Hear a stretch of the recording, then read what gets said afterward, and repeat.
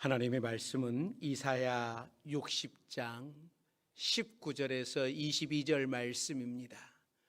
이사야 60장 19절에서 22절 말씀, 구약 성경 1042면에 있습니다.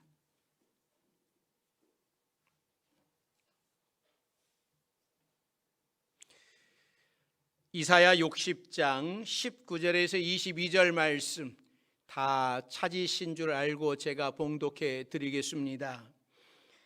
다시는 낮의 해가 내 빛이 되지 아니하며 달도 내게 빛을 비추지 않을 것이요 오직 여호와가 내게 영원한 빛이 되며 내 하나님이 내 영광이 되리니 다시는 내 해가 지지 아니하며 내 달이 물러가지 아니할 것은 여호와가 내 영원한 빛이 되고 내 슬픔의 날이 끝날 것임이라.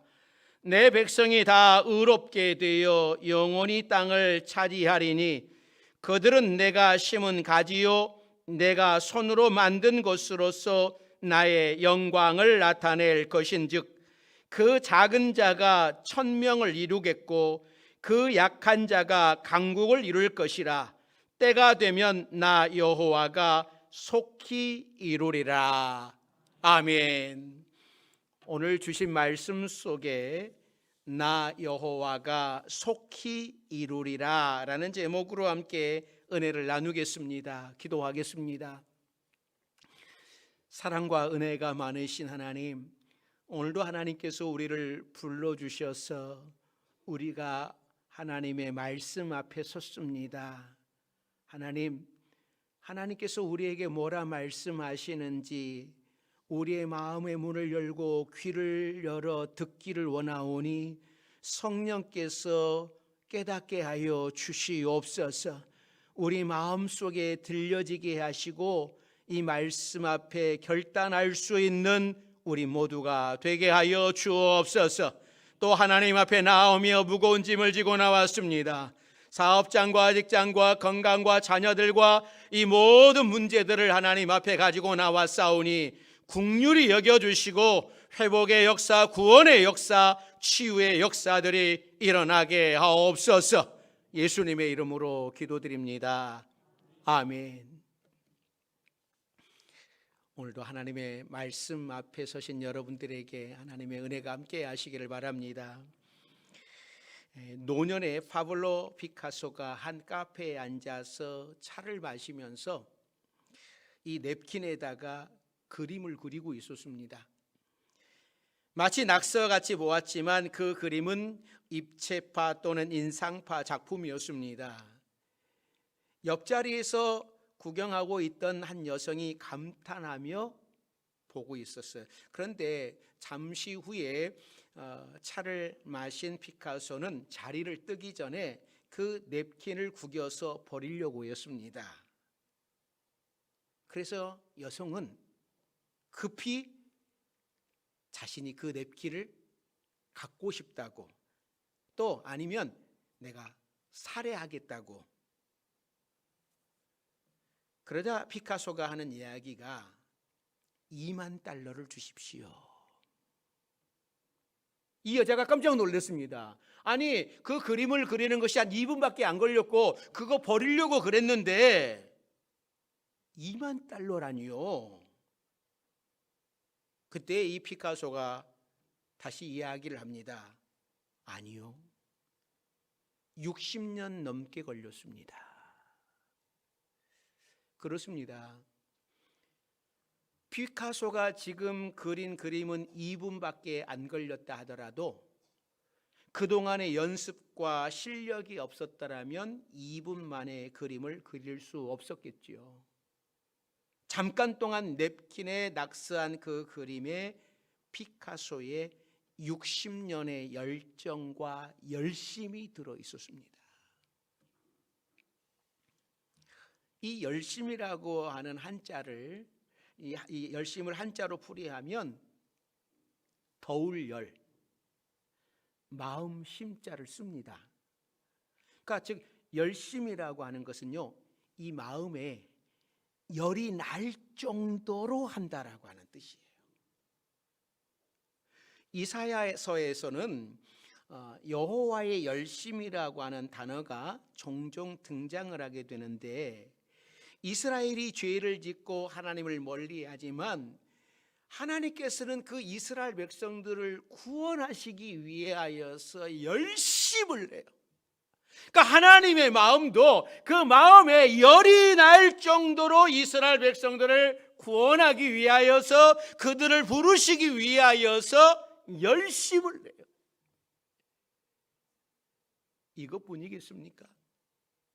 하나님께서는 저와 여러분을 구원하기 위하여, 하나님의 자녀로 살아가기 위하여 마음의 열을 내면서 우리를 사랑해 주시는데, 우리는 신앙생활을 하면서 나 위해서 십자가에 못 박혀 죽으신 예수님을 위해서, 하나님을 위해서 내 마음에 열이 나도록 우리는 하나님을 섬기고 있는가? 하나님을 사랑하고 있는가? 생각을 하셔야 됩니다.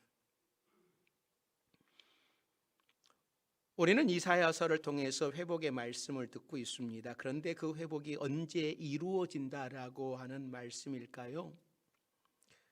우리는 너무나 까마득해 보이고 고난당하고 있는 사람 앞에는 내가 회복시켜 줄게 라고 말씀을 하시지만, 이게 언제인지, 정말 이게 언제인지 눈에 보이지 않는 거예요. 아마 이스라엘 백성들도 이런 생각을 가지고 있었을 것입니다. 그러나 하나님께서는 나 여호와께서 속히 이루리라 라고 약속을 하고 계십니다. 오늘 본문에서 구체적으로 무엇을 하나님께서 이스라엘 백성들에게 이루시겠다라고 말씀을 하시는가? 아니, 이 시대를 살아가고 있는 우리들에게는 과연 무엇을 이루시겠다라고 말씀을 하시는지 우리가 살펴봅니다. 그동안 하셨던 모든 약속들을 오늘은 새로운 말씀으로 다시 확인시켜주고 계시는데, 자 19절 20절에서 우리가 좀 찾아보셔야 되는데, 자 19절 20절 같이 읽습니다. 다시는 낮의 해가 내 빛이 되지 아니하며 달도 내게 빛을 비추지 않을 것이요 오직 여호와가 내게 영원한 빛이 되며 내 하나님이 내 영광이 되리니, 다시는 내 해가 지지 아니하며 내 달이 물러가지 아니할 것은 여호와가 내 영원한 빛이 되고 내 슬픔의 날이 끝날 것임이라. 자, 오늘 말씀 속에서 무슨 새로운 말씀을 해주십니까? 어떤 회복이요? 첫째는 해가 지지 않는 나라에서 살게 하시겠다라고 말씀을 합니다. 해가 지지 않는 나라, 이 이야기를 하면 벌떡 떠오르는 나라가 영국이 떠오르죠. 한때 영국이 많은 식민지를 갖고 있어서 해가 비치는 곳에는 영국 국기가 항상 있었습니다. 그래서 영국을 해가 지지 않는 나라라고 불렀어요. 여러분, 비행기를 타시지 않습니까? 이 장거리 비행을 하다 보면 한참을 가도 해가 지지 않을 때가 있고, 또 어떤 때에는 그냥 밤만 계속 될 때도 있습니다. 그러니까 우리나라에서 비행기를 타고 서쪽으로 계속 가면 해가 지지 않습니다. 12시간을 지났는데도 계속 낮이에요. 비행기가 해를 따라가기 때문에 그렇습니다. 반대로 동쪽으로 가면 계속 밤입니다. 해가 우리 편이면 해가 지지 않는 거예요. 이 말을 다시 하면 우리가 해를 따라가면 해가 지지 않습니다.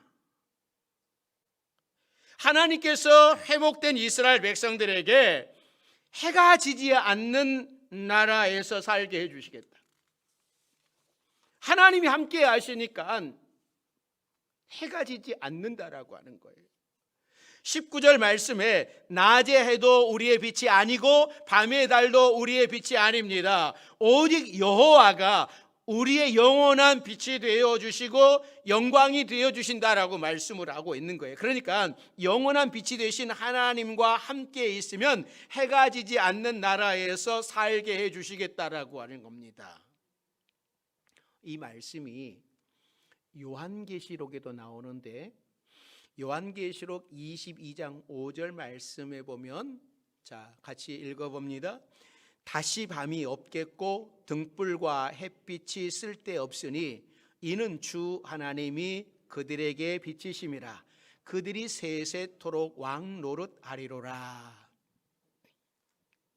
그러니까 하나님이 우리를 위해서 준비하신 새 하늘과 새 땅은 하나님이 우리의 빛이 되어 주셔서 햇빛이 쓸데없는 나라라고 하셨습니다. 그러니까 영원히 해가 지지 않는 나라에서 살게 해주시겠다고 약속을 하셨어요. 여러분, 우리가 비행기를 탈 때마다 기억을 하십시오. 우리가 해를 따라가면 항상 낮은 것을, 우리가 하나님 편에 있으면 하나님이 우리의 빛이 되어 주셔서 영원히 해가 지지 않는 나라에서 살게 해주신다고 하는 말씀을 기억하시기 바랍니다. 우리가 하나님 편에 있으면 됩니다. 오늘 예배 드리는 여러분들은 모두가 하나님 편에 계신 분들이에요. 어느 목사님이 설교가 한참인데 성도 한 사람이 술에 잔뜩 취해서 예배 시간에 왔어요. 그리고 설교 시간 내내 자는 거예요. 설교하는 도중에 목사님이 하나님 편에 서 있는 분들은 다 일어나십시오 그랬더니 모두 다 일어났어요. 그런데 술 취해서 졸고 있는 이 사람은 그대로 앉아서 졸고 있었습니다. 목사님은 다시 사탄 편에 서 있는 사람은 일어나십시오 라고 했어요. 그러니까 이 술 취한 사람은 다른 말은 잘 못 들었는데 일어서십시오 하니까 이번에는 벌떡 일어섰습니다. 모든 성도들이 그 일어난 사람을 보고 당황해하고 있었어요. 그때 이 사람도 이런 이야기를 합니다. 목사님께서 하신 말씀을 정확하게 이해하지 못했지만 저는 이 세상 끝까지 목사님을 따를 것입니다. 그런데 지금 목사님과 제가 수적으로 절대적인 열세이네요. 일어난 사람은 목사님하고 저하고 둘밖에 없습니다. 여러분, 어느 편에 서는가가 참 중요합니다. 사도 바울은 로마서 8장 31절에서 만일 하나님이 우리를 위하시면 누가 우리를 대적하리요? 라고 말씀을 해요. 하나님이 우리 편이라고 하는 사실은요, 우리의 신앙 고백입니다. 하나님이 우리 편이다라고 하는 사실은 우리가 이 세상을 든든히 살아갈 수 있는 힘입니다. 하나님이 우리 편이면 우리는 이기는 거예요. 해가 되시는 하나님이 우리 편에 계시면 우리 인생의 전쟁에서 절대로 지지 않습니다. 지금은 좀 어렵고 지금은 좀 힘이 들다 할지라도 절대 지는 법은 없어요. 아브라함이 갈대아 우르를 떠나기 전에 이 우르는 아주 우상이 가득한 곳이었어요. 아브라함도 태양신을 섬겼는데 하루는 해가 지는 해가 너무나 아름다워서 그 해를 바라보면서 크게 절하였다고 합니다. 그런데 머리를 딱 들고 보니까 해가 이미 없어져 버렸어요. 그러니까 아브라함은 해가 진 것을 보고 내가 믿는 신은 영원히 지지 말아야 한다라고 하면서 툭툭 털고 일어났습니다. 그리고 다시는 해를 보고 절하지 않았다라고 하는 전설이 있어요. 해가 왜 집니까? 지구가 도니까는 지는 것이고 해를 등지니까 보이지 않는 겁니다. 하나님께서 여러분을 떠나셨습니까? 결코 그렇지 않습니다. 내가 돌아서서 하나님을 등지고 어둡게 사는 것뿐이에요. 하나님은 절대로 하나님의 자녀를 떠나지 아니하시고 우리를 버린 적이 없습니다. 우리에게는 해가 지지 않습니다. 사랑하는 성도 여러분, 하나님의 약속의 말씀을 믿으시고 하나님의 이 약속의 말씀을 든든히 붙잡고 살아가는 여러분들이 되시기를 주의 이름으로 축원합니다. 두 번째는요, 슬픔의 날이 끝날 것이다 라고 말씀을 해요. 20절 하반절을 여러분들이 좀 자세하게 보시면 여호와가 내 영원한 빛이 되고 내 슬픔의 날이 끝날 것임이라 라고 약속을 하고 계십니다. 해가 지지 않아야 슬픔이 없어요. 해가 지면 슬픔이 있고 해가 지면 고통이 따라옵니다. 해가 지면 어떻게 됩니까? 우선은요, 어두워지죠. 해가 지면 기온이 떨어져서 춥습니다. 해가 떨어지면요, 이 도시의 밤거리는요 바빠지고 죄악으로 가는 발걸음이 굉장히 빨라지고, 하여튼 어쨌든 밤은 조용해져요. 또 해가 지면 캄캄해지고 두려워집니다. 해가 지면 사람은 외로워집니다. 그래서 해가 져서 어두운 데 찾아오는 사람 없어라고 하는 이 가곡도 있잖아요. 또 심리학에서는 이 황혼 효과라고 하는 것이 있는데, 이 피곤해진 뇌로 인해서 생기는 육체적인 심리적인 현상을 이야기합니다. 그러니까 해가 질 무렵 우리의 몸은 이 심리적으로나 육체적으로 가장 피곤한 상태에 놓이게 됩니다. 그러니까 해가 지면 피곤하고 또 절망이 찾아오고 이 고통이 밀려오고 이 죽음이 찾아오는 거예요. 그래서 성경에서 밤은 해가 진 고통의 시간을 의미합니다. 그런데 해가 지지 않으니 고통은 끝난 거예요. 슬픔이 끝난 거예요. 기쁨이 시작되는 겁니다. 해가 지지 않으면 어둠과 추위와 두려움과 외로움이 없어요. 슬픔의 날이 끝나게 된다라는 이 말씀이 얼마나 좋은 말씀입니까? 인생을 슬픔 가운데 보내지 않는 사람은 아마 아무도 없을 겁니다. 누구나 다 슬픔을 경험하면서 살아가요. 그러나 하나님께서 우리의 빛이 되어주시면 그 슬픔의 날을 끝나게 하시는 거예요. 그리고 슬픔의 날이 끝난 백성이 어떻게 살아가는지를 21절에서 말씀을 합니다. 자, 21절 같이 읽습니다.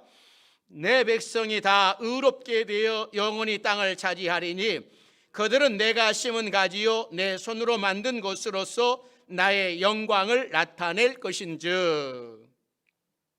그러니까 슬픔의 날이 끝나게 될 때 영광의 백성은, 첫째는 하나님의 영광이 빛이 안에 있는 백성들은 모두가 다 의로워진다. 이 모든 슬픔과 불행의 근원은 죄인데 이 죄의 문제가 해결되고 의롭게 된다라고 하는 거예요. 두 번째는 영원히 땅을 차지합니다.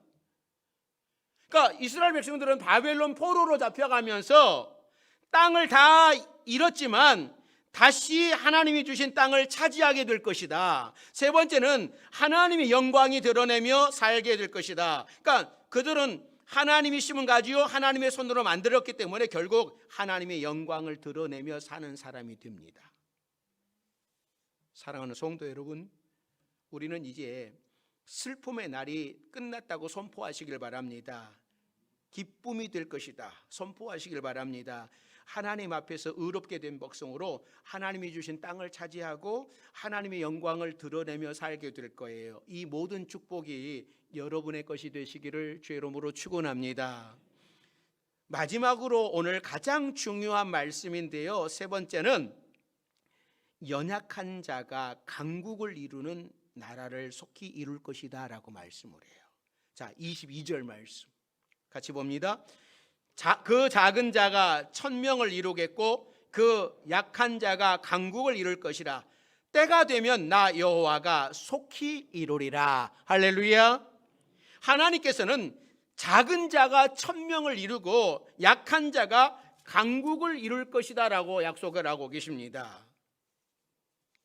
지금은 하늘나라에 가신 사랑의 교회 옥하는 목사님께서 오늘 본문을 가지고 설교를 하시면서 성도들에게 이런 질문을 하셨답니다. 저도 우리 여러분에게 이 질문을 한번 해보고 싶고, 이 질문에 대하여서 우리 성도들 여러분들은 뭐라고 답할 것인지 한번 답을 해보십시오. 목사님이 성도들에게 이런 질문을 했습니다. 만일 여러분들이 다시 교회를 택하신다면 어떤 교회를 택하시겠습니까? 여러분을 행복하게 해주는 교회를 선택하고 싶으십니까? 아니면 여러분들을 강하게 만들어주는 교회를 선택하시겠습니까? 여러분들은 어느 걸 선택을 하시겠습니까? 전자입니까? 후자입니까? 예? 후자예요? 예. 그 한 분 외에는 다 전자죠? 예. 정말 여러분들은 어떤 것을 생각을 하시게요? 저는 우리 교회 성도들이 영적으로 강해졌으면 좋겠습니다.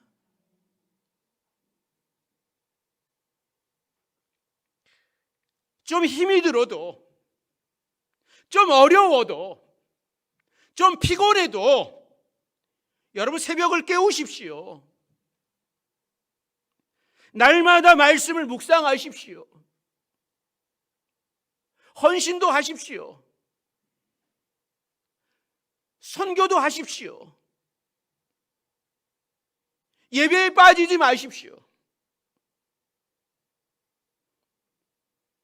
우리는 강한 성도가 되어야 됩니다. 물론 성도들은 교회에서 평안을 얻고 싶어 합니다.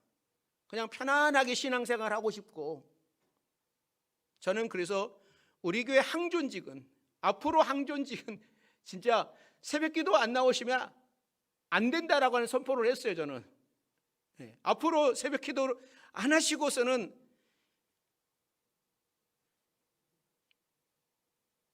그래서 저도 처음에는 교회를 개척을 하고서 초기에 성도들에게 좀 평안을 주는 설교를 하려고 많은 노력을 했습니다. 세상에 지치고 힘든 영혼들이 교회에 와서 좀 쉬고 평안을 누리면 좋겠다라고 하는 생각을 했습니다. 목사님들이 이런 메시지를 전하면 성도들이 더 은혜 받고 힘을 얻어요.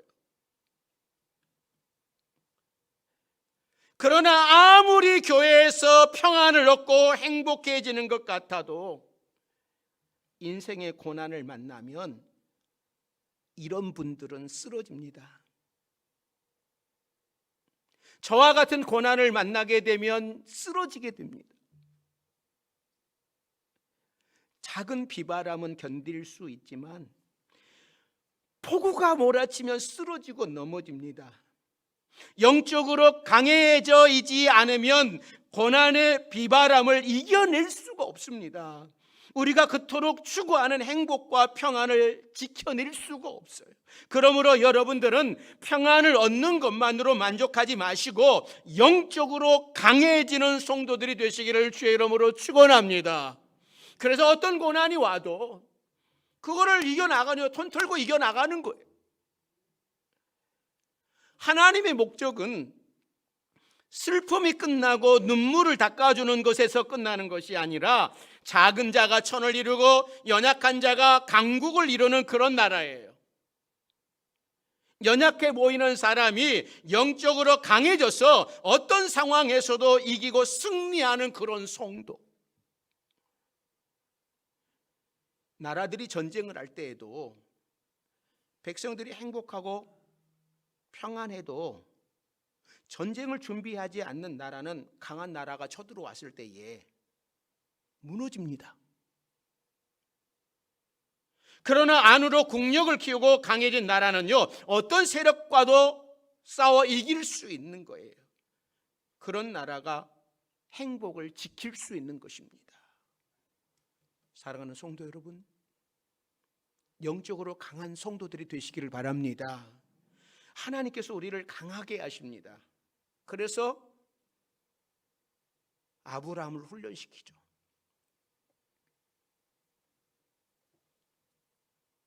야곱도 훈련시키죠. 모세도 훈련시키죠. 요셉도 훈련시키죠. 모든 사람들을 다, 다윗도 훈련시키셨습니다.